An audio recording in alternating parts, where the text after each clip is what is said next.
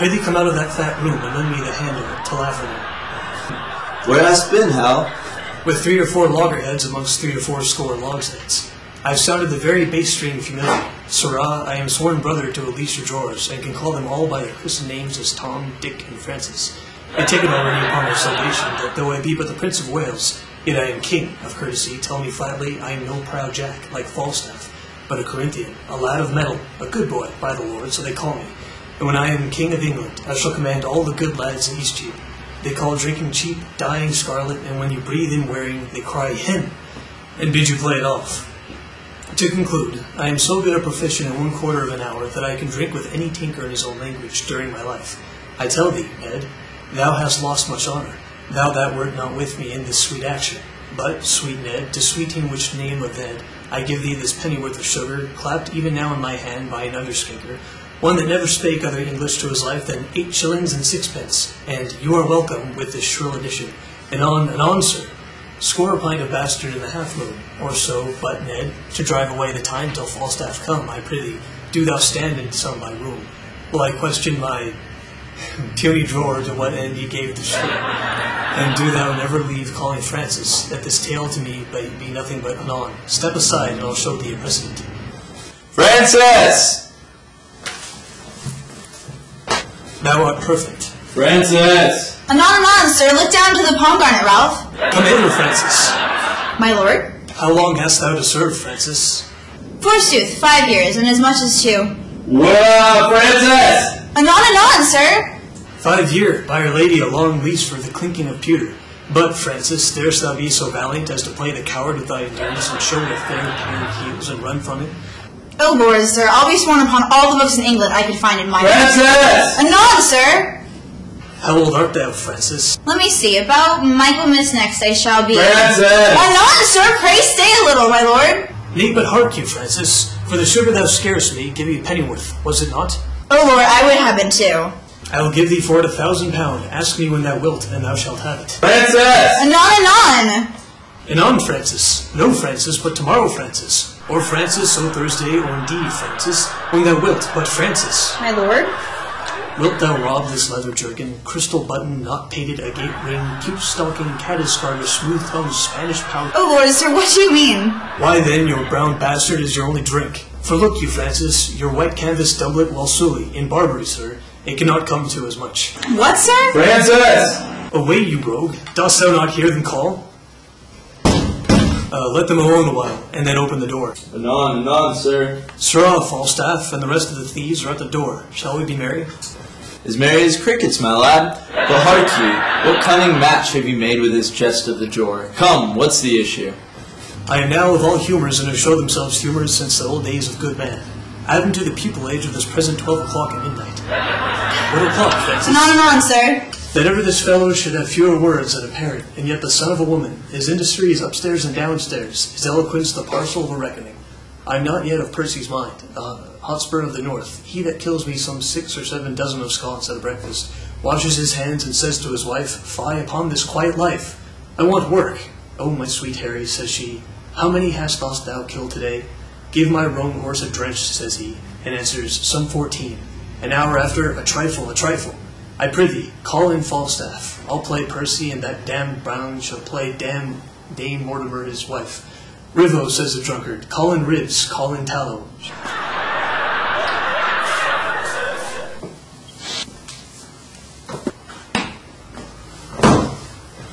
Welcome, Jack. Where hast thou been? Plague of all cowards, I say, and vengeance too. Marry and men, give me a cup of sack, boy. Ere I lead this long life, I'll nether stocks and mend them too and foot them too. A plague of all cowards, give me a cup of sack, rogue. Is there no virtue extant? Didst thou never see Titan kiss a dish of butter?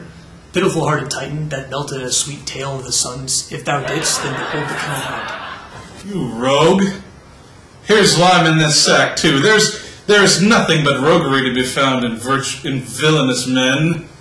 Yet a coward is worse than a cup of sack with lime in it. A virtuous coward. Go thy ways, old Jack. Die when thou wilt, if manhood, good manhood, be not forgot upon the face of earth. Then I am a shotten herring. There live not 3 good men unhanged in England, and one of them is fat and grows old. God help me up the while, a bad world, I say. I were a weaver, I could sing songs and anything. A plague of all cowards, I say still. How now, Woolsack? What mutter you? King's son, if I do not beat thee out of thy kingdom with a dagger of lath, and drive all thy subjects afore thee a flock of wild goose, I'll never wear a hair on my face more, you Prince of Wales. Why, you whoreson round mad. What's the matter? You are a coward. Answer me that, and points there. Zounds, you fat paunch. And you call me a coward? I'll stab thee. I call thee coward. I see thee damned ere I call thee coward. But I would give thee £1,000. I could run as fast as thou canst. You are straight enough in the shoulders. You care not who sees your back, who call you that backing of your friends. A plague upon such backing. Give me them that will ace me. Give me a cup of sack. I am a rogue. If I drunk today. O villain, thy lips are scarce wiped since thou drunkest last. All's one for that. A plague of cowards, I still say. What's the matter? What's the matter? There be 4 of us here have ta'en £1,000 this morning. Where is it, Jack? Where is it? Where is it? Taken from us? It is 100 upon 4 of us. What, 100 men? I am a rogue. If I were not a half sword with a dozen of them 2 hours together, I have scraped by miracle. I am 8 times thrust through the doublet, 4 through the horse. My buckler cut through and through, my sword hacked like a saw, like a handsaw. Ex signum. I never dealt better than I was a man. Now I would not do. Plague of all cowards, let me speak. If they speak more or less than truth, they are villains and the sons of darkness. Speak, sirs. How was it? We 4 set upon some dozen, 16 at least, my lord. and bound them. No, they were not bound. They were bound, every man of them, or else I am a Jew, else an Hebrew Jew. As we were sharing, some 6 or 7 fresh men set upon us. And unbound the rest, and then come in the other. What, fight you with them all? All. I know not what you call all, but if I fought not with 50 of them, I am a bunch of radish. If there were not 2 or 3 or 50 upon poor old Jack, then I am no 2-legged creature. Pray God you have not murdered some of them. Nay, that's past praying for. I have peppered 2 of them. 2 I am sure I have paid. 2 rogues in buckram suits, I tell thee what, Hal. If I tell thee a lie, spit in my face, call me horse. Thou knowest my old ward. Here I lay, and thus I bore my point. 4 rogues in buckram that drived me. What, 4? Thou saidst but 2 even now. 4, poor Hal, I told thee 4. Aye, he said 4. These 4 came all affront, and mainly thrust at me. I made no more ado, but took all their 7 points at my target thus. 7? Why, there were but 4 even now. In buckram. Aye, 4 in buckram suits. 7 by these hilts, or I am a villain else. Prithee, let him alone. You shall have more anon. Dost thou hear me, Hal? Aye, and mark thee too, Jack. Do not, for it is worth the listening to. These 9 in buckram suits that I told thee of. So, 2 more already? Their points being broken. Down fell their hose. Began to give me ground, but I followed be close. Came in foot and hand, and with a thought 7 of the 11 I paid. Oh, monstrous. 11 buckram men grown out of 2? But as the devil would have it, 3 misbegotten knaves in Kendal Green came at me, my back, and let drive at me, for it was dark, Hal, that thou couldst not see thy hand. These lies are like their father that begets them, gross as a mountain, open, palpable. Why, thou clay-brained guts, thou young-blooded fool, thou whoreson, obscene, grease tallow catch? What art thou? Art thou mad? Art thou mad? Is not the truth the truth? Why, how couldst thou know these men in Kendal Green, when it was so dark thou couldst not see the hand? Come, tell us your reason. What sayest thou to this? Come, you reason, Jack? You reason? What upon compulsion? Zounds, and I were at the Strappado, or all the racks of the world. I would not tell you on compulsion. Give you a reason on compulsion. If reasons were as plentiful as blackberries, I would give no man a reason upon compulsion. I'll be no longer guilty of this sin, this sanguine coward, this bed presser, this horseback breaker, this huge hill of flesh. This blood, you starveling, you elf skin, you dried neat's tongue, you bull's pizzle, you stockfish. Oh, for the breath to utter what is thee like. You tailor's yard, you sheath, you bow case, you vile standing tuck. Well, breathe a while, and then to it again. And when thou hast tired thyself in base comparisons, hear me speak but this. Mark, Jack. We too saw you four set on four and bound them, and were masters of the wealth. Mark now how a plain tale shall put you down.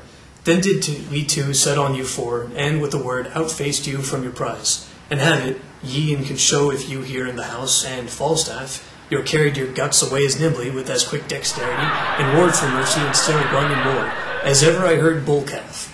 What a slave art thou, to hack thy sword as thou hast done, and then say it wasn't a fight.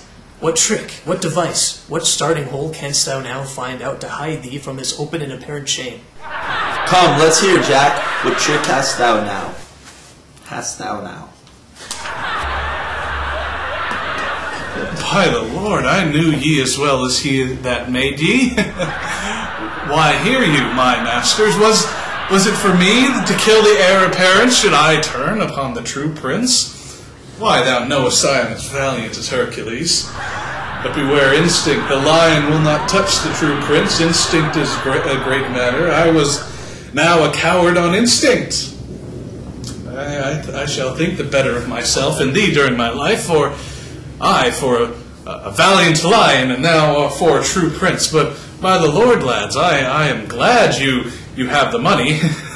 Hostess, clap to the doors. Watch tonight. Pray tomorrow, gallants, lads, boys, hearts of gold, all the titles of good fellowship come to you. What, shall we be merry? Shall we have a play extempore? Content, and the argument shall be thy running away. Ah, no more of that, Hal, and thou lovest me. Oh, Jesu, my lord the prince. How now, my lady the hostess? Marry, my lord, there is a nobleman from the court at the door who would speak with you. He says he comes from your father. Give him as much as will make him a royal man, and send him back again to my mother. What manner of man is he? An old man. That doth gravity out of his bed. At midnight shall I give him his answer? Prithee do, Jack. Faith, and I'll send him packing. Now, sirs, by our lady, you fought fair. So did you, Pito. So did you, Bardolph. You were lions, too. You ran away upon instinct. You will not touch the true prince. No, fie. Faith, I ran when I saw others run. Faith, tell me now in earnest, how come Falstaff's sword so hacked? Why, we hacked it with his dagger and said he would swear truth out of England, but he would make you believe it was done in fight, and persuaded us to do the like. Yea, and to tickle our noses with spear glasses to make them bleed, and then beslubber our garments, and swear it was the blood of true men. I would that I did not this 7 year before. I blush to hear this monstrous devices. O villain, thou stolest a cup of sack 18 years ago, and wert taken with the manner, and ever since thou hast blushed extempore. Thou hadst fire and sword on thy side, and yet thou ranst away. What instinct thou hadst thou for it? My lord, do you see these meteors? Do you behold these exaltations? I do. What think you they portend? Hot livers and cold purses. Call her, my lord, if rightly taken. No, if rightly taken, halter. Here comes lean Jack. Here comes Barebone. How now, my sweet creature of bombast? How long is it ago, Jack, since thou sawest thy own knee? My own knee, when I was about thy years, Hal. I was not an eagle's talon in the waist. I could have crept into any alderman's thumb ring. A plague of shining and grief, it blows a man up like a bladder. There's villainous news abroad. Here was Sir John Bracy from your father. You must to the court in the morning. That same mad fellow, and you in the north, Percy, and he of Wales, that that gave Ammon and Bastionado and made Lucifer cuckold and swore the devil his true liegeman upon the cross of a Welsh hook. What a plague you call you him? Owen Glendower. Owen the same name. And his son-in-law Mortimer, and old Northumberland and sprightly Scott of Scots. Douglas, that runs a horseback up a hill perpendicular. He that rides at high speed and with his pistol kills a sparrow flying. You have hit it. So did he, never the sparrow. Well, that rascal hath good mettle in him. He will not run. Why, what a rascal art thou then, to praise him so for running? A horseback, you cuckoo, but afoot. He will not budge a foot. Yes, Jack, upon instinct. I grant ye upon instinct. Well, he is there too, and one more dake and 1,000 blue caps more. Worcester is stolen away tonight, and thy father's beard is turned white. And with the news, ye may buy land now as cheap as stinking mackerel. Why, then it is like, if here they come a hot June in the silver buffeting hold, we shall buy maidenheads as they buy hobnails, by the hundreds. By the mass, lad, thou sayest true, it is like we shall have good trading that way. But tell me, how art thou now horrible afraid? Thou being heir apparent, could the world pick thee out 3 such enemies as that fiend Douglas, that spirit Percy, that devil Glendower? Art thou not horribly afraid? Doth not thy blood thrill at it? Not a whit of faith. I lack some of thy instinct. Will thou wert be horribly chid tomorrow when thou comest to thy father? If thou lovest me, practice an answer. Do thou stand for my father, and examine me upon the particulars of my life? Shall I? Content in the chair. This chair shall be my state, this dagger my scepter, and this cushion my crown. Thy state is taken for a joined stool, thy golden scepter for a leaden dagger, and thy precious rich crown for a pitiful bald crown. Well, and the fire of grace be not quite out of thee, not shalt thou be moved. Give me a cup of sack to make my eyes look red, that it may be thought I have wept, for I must speak in passion, and I will do it not in King Cambius's vein. Well, here is my leg. And here is my speech. Stand aside, nobility. Oh, Jesu, this is excellent sport in faith. Weep not, sweet queen, for trickling tears are vain. Oh, the father, how he holds his countenance. For God's sake, lords, convey my thristful queen, for tears do not stop the floodgates of her eyes. Oh, Jesu, he doth it like one of the harlotry players, as ever I see. Peace, good pinpot, peace, good tinklebrain.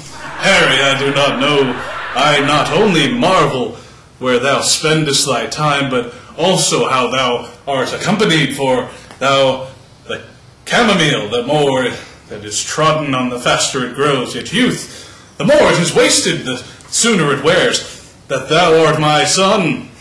If I have partly thy mother's word, partly my opinion, but chiefly a villainous trick of thine eye, and a foolish hanging of thy nether lip, that doth warrant me, that if then thou be son to me, here lies the point. Why, being son to me, art thou pointed at? Shall the blessed Son of Heaven prove a miker and eat blackberries? A question not to be asked. Shall the Son of England prove a thief and take purses? A question to be asked. If there is a thing, Harry, which thou hast often heard of, and is known to many in our land by the name of pitch, this pitch, an ancient writers do report, doth defile. So doth the company thou keepest. For, Harry, now I do not speak to thee in drink, but in tears.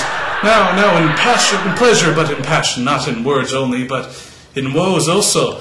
And yet there is a virtuous man, whom I have often noted in thy company, but I do not know his name.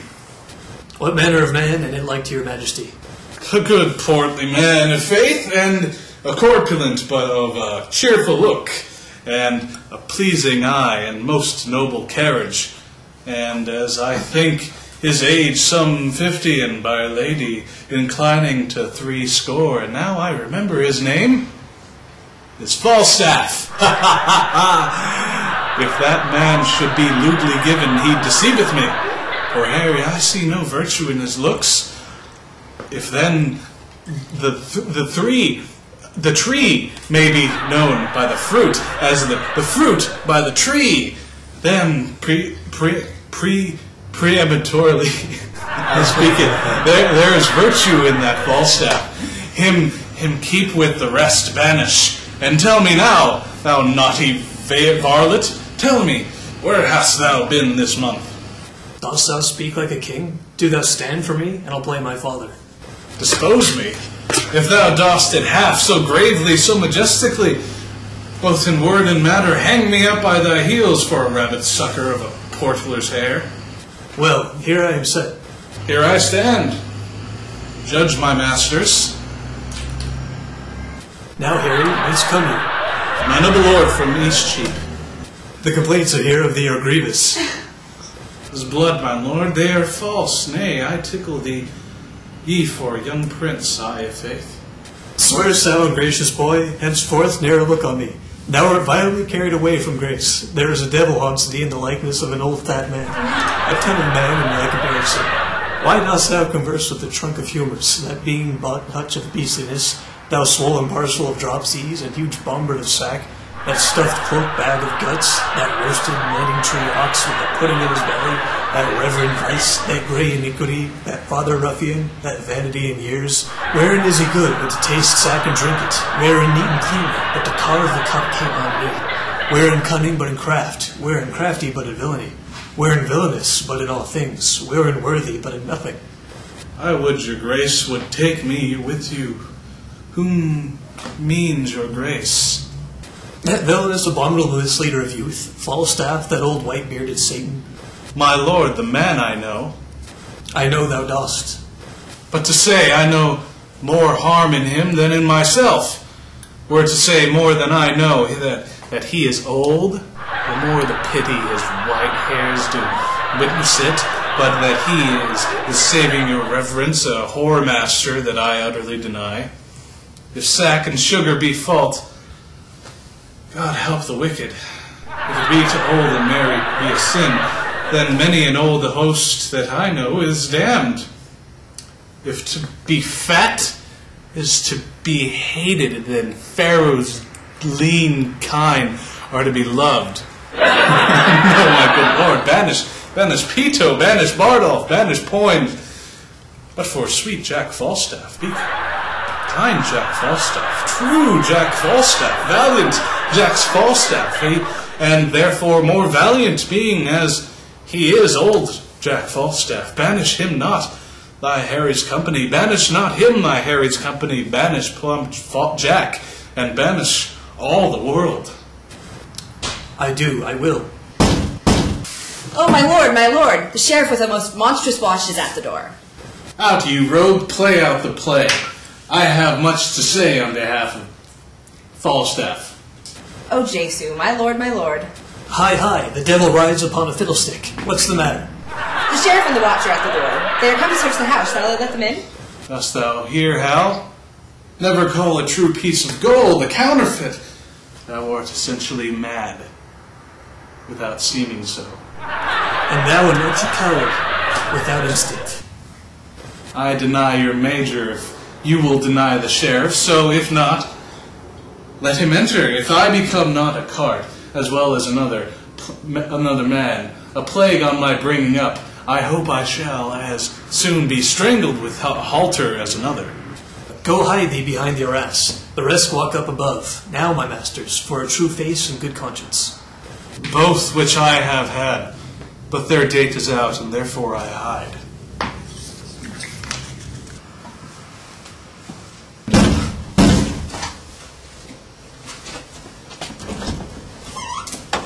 Now, Master Sheriff, what is your will with me? Pardon me, lord. A hue and cry hath followed men into this house. What men? One of them is well known, a gross and fat man. The man, I do assure you, is not here, for I myself at this time have employed him. And, Sheriff, I will engage my word to thee that I will, by tomorrow dinner time, send him to answer thee, or any man. For anything he shall be charged withal, and so let me to entreat you will leave the house. I will, my lord. There are 2 gentlemen have in this robbery lost 300 marks. It may be so. If ye have robbed these men, ye shall be answerable, and so farewell. Yeah, later, dude.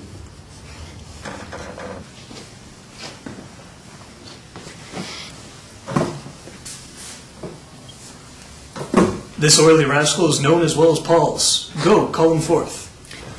Falstaff, fast asleep behind the arras and snorting like a horse. Hark, how hurried is fetch his breath. Search his pockets. What hast thou found? Nothing but papers, my lord. Let's see what they be. Read them. Item capon, item sauce, item sack 2 gallons, item anchovies and sack after supper, item bread. O monstrous, but what hath penny worth of bread to this intolerable yellow sack? What there is else, keep close, where we did at more advantage. There let him sleep till day. I'll do the court in the morning, we must all to the wars, and thy place shall be honourable. I'll procure this fat rogue a charge of foot, and I know this death will be paid a march of 12 score. The money shall be paid back again with advantage. But with me, in times in the morning, and so good morrow, Pito. Good morrow, good my lord.